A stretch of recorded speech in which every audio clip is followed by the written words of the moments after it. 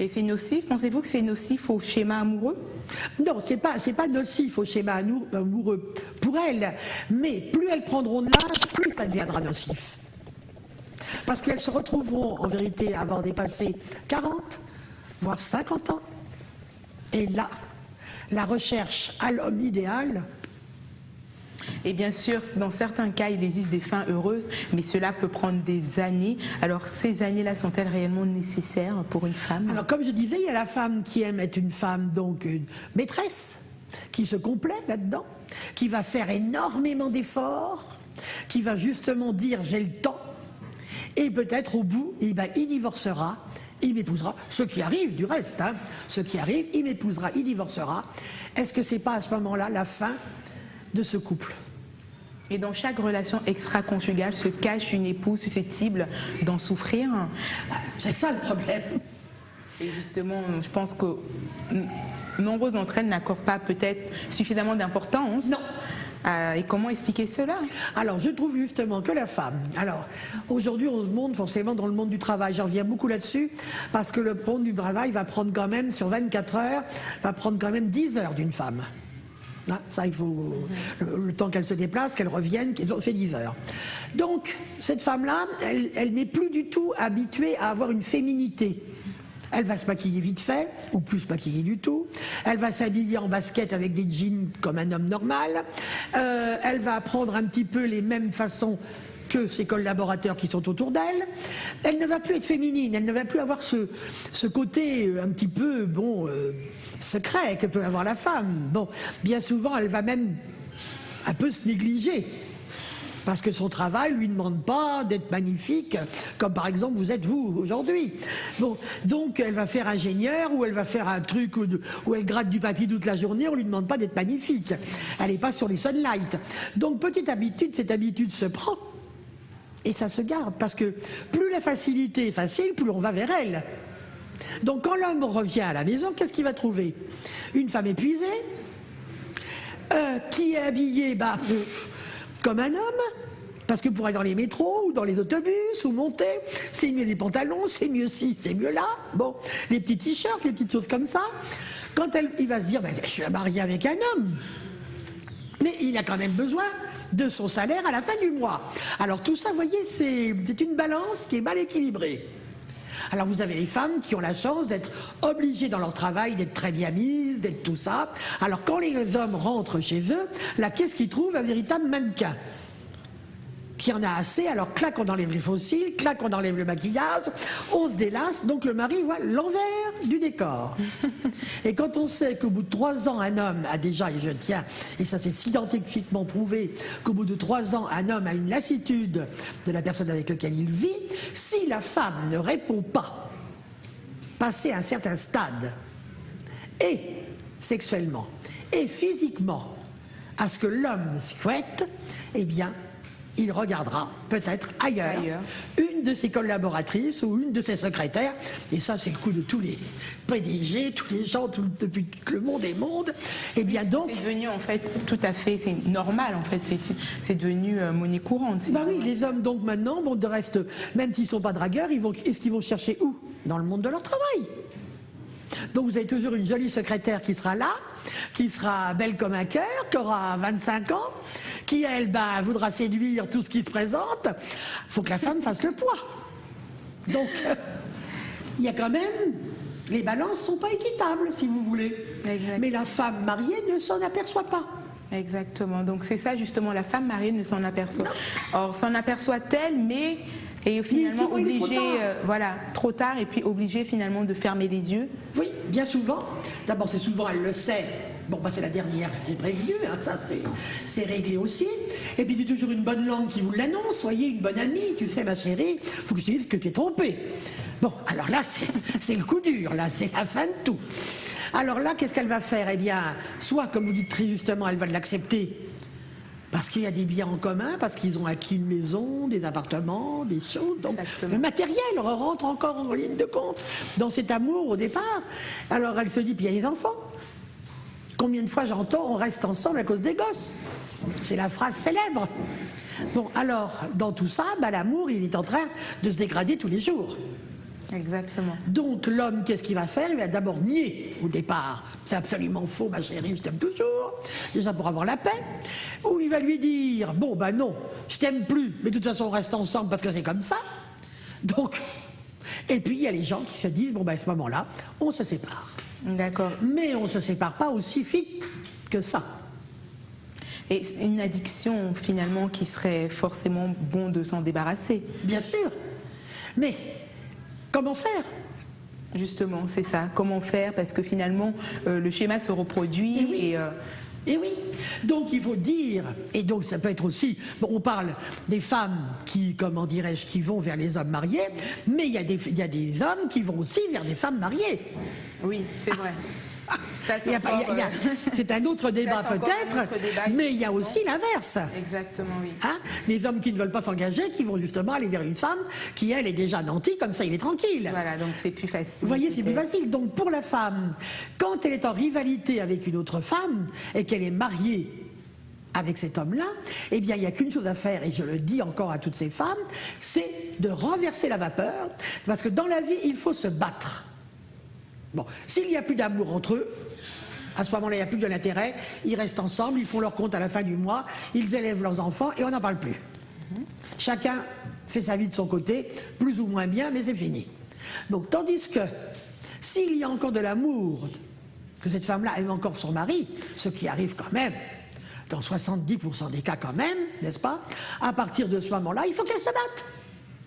Si elle a quelques kilos de trop, ben elle les perd, elle ne mange pas, elle ne fait pas comme moi, vous voyez, elle ne se laisse pas envahir, elle fait du régime, voilà, et puis elle commence à se remaquiller un petit peu, et puis on va chez le coiffeur, même si on se prive d'autre chose, mais on essaye de reconquérir le bastion.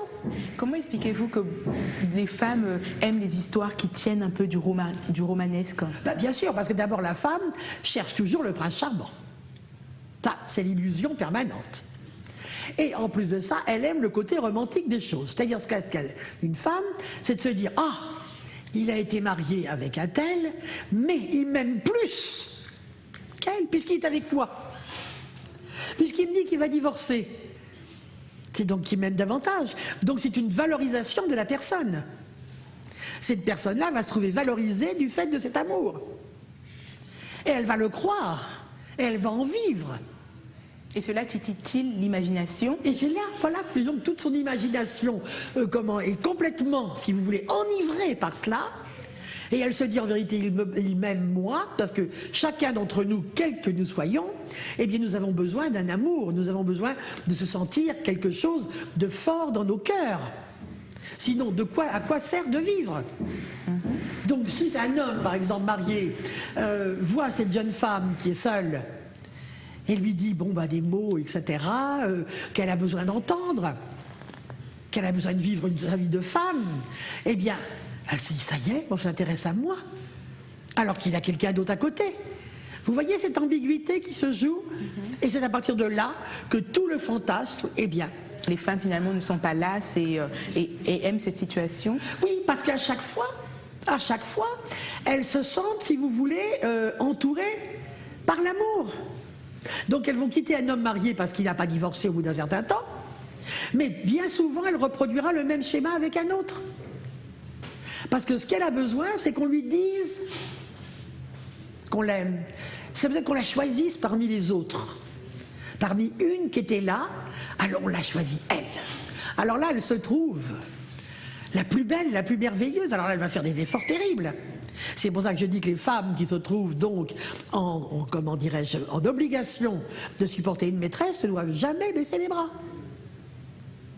Elles doivent se battre. Et elles doivent être en équilibre avec le mari. Parce que, comme je disais tout à l'heure, ce sont des femmes encore jeunes, et même des moins jeunes, ça n'a aucune importance, mais il faut toujours s'imposer. Et c'est pas parce que leur mari les délaisse qu'un autre homme les délaissera. Effectivement. Donc il faut jouer de la même manière. Et peut-être que là, l'homme se dira, oh là là, ma femme, je trouve qu'elle a bien changé, elle devient, tiens, elle est plus belle, tiens, elle a plus ceci, tiens, elle a plus cela. Mais qu'est-ce que ça veut dire, ça? Puis tout compte fait, il va complètement oublier la maîtresse et il va se réoccuper de son épouse. Vous voyez? Tout à fait. Donc il faut donner ce petit piment. Vous voyez? La vie, c'est pas que de faire des enfants, c'est pas que d'acquérir des biens, c'est de donner aussi du piment à la vie. C'est pas tous les jours lui dire, ben voilà, tiens, voilà ton plat de riz, voilà ta cuillère, mange. Non. Ne pensez-vous pas que justement l'homme est un peu insatiable, c'est-à-dire Mais complètement, mais ça c'est dans son organisme, dans son psychique, il n'est pas fait du tout comme nous. Sa libido n'a rien à voir avec la nôtre. Il lui faut continuellement du sel. Alors que nous, la femme, enfin nous avons nos enfants, ça nous permet déjà de nous comment dirais-je, de nous arrêter sur quelque chose de précis. L'homme, non. Et pour ces femmes-là, justement, il n'y a pas un risque de passer à côté de quelque chose, c'est-à-dire d'un avenir, de fonder une famille, le fait de rester dans ces relations? C'est-à-dire que d'abord, il y a la femme qui ne veut pas d'enfant, pour ne pas se dégrader physiquement, déjà. Alors celle-là, bon bah, ça tombe bien. Et puis vous avez des femmes même qui sont maîtresses, qui ont des enfants de ces hommes-là. C'est ça le gros problème. Alors, ce sont des femmes qui ont essayé d'avoir des enfants pour s'accrocher l'homme. On n'accroche jamais un homme avec un enfant. Puisque c'est une émission pour les femmes, je veux leur dire, et leur dire clairement, les yeux dans les yeux, mesdames, vous n'accrocherez jamais un homme par un enfant. C'est faux. L'enfant n'est pas un sujet de ciment dans un couple, c'est un sujet, au contraire, c'est là où les couples se disputent le plus, c'est à cause des enfants. Donc, à partir du moment où vous mettez l'élément enfant entre vous et la maîtresse, ou entre vous et la personne qui peut éventuellement s'attaquer à votre mari, vous êtes perdante d'avance. D'accord. Et quels sont selon vous les risques du point de vue sociétal? C'est-à-dire que du point de vue d'abord, il y a un dysfonctionnement, parce que ces femmes qui sont donc seules, eh bien d'abord elles se retrouveront de plus en plus seules. Parce que si elles ne sont pas mariées à 25 ans ou à 30 ans, maximum 40 ans, elles ne le seront pas plus à mon âge. Donc de toute façon, elles auront couru toute leur vie à travers l'impossible amour, après un confort de vie qu'elles souhaitaient marital qui n'a pas existé. Donc on va retrouver des femmes vieillissantes, des femmes qui auront une certaine aigreur, des femmes qui auront passé à côté de beaucoup de choses au niveau de la famille, des femmes qui se diront qu'est-ce que j'ai fait, d'où je viens, et qui en voudront. Elles n'ont pas à en vouloir. C'est un choix. D'accord. Et justement, y a-t-il des signes astrologiques qui sont... Ça ne vous dérange pas, je suis un peu... Non, allez-y. Allez-y. Y a-t-il des signes astrologiques qui ont tendance susceptibles justement de tomber dans des relations un peu sans lendemain? Bien sûr, vous avez des signes plus que d'autres qui vont être portés justement à rechercher ce côté paternaliste, à rechercher ce côté sécuritaire, à rechercher ce côté, si vous voulez, de on s'engage pas, on s'engage, on s'engage pas, on s'engage. Le côté un peu pernicieux aussi de la situation, il faut quand même aussi l'avouer. Hein. Bien sûr que vous avez des signes. Et pouvez nous dire quels signes? Alors j'espère que je vais me faire écharper en sortant de Canal. Allez-y, un peu de révélation. Oui, alors comme de fait, vous avez par exemple les poissons.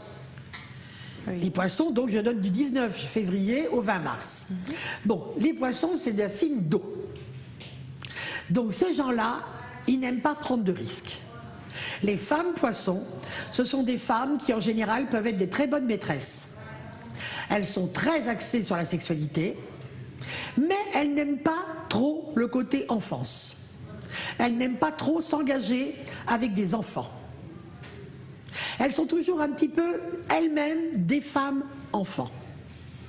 Voyez? Alors le poisson est frétillant, il aime bien se mettre dans les eaux troubles, souvent, n'est-ce pas? Il regarde passer les gros poissons, comme je dis toujours, et quand ça lui plaît, hop, il se met derrière. Donc le poisson est un signe vulnérable, par exemple, pour ce genre de femmes. De situation. Voilà.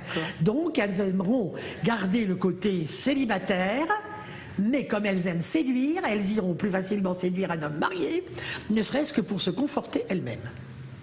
C'est ce que j'ai dit tout à l'heure, pour se dire, il va m'aimer moi et il laissera l'autre. Et là, je serai contente.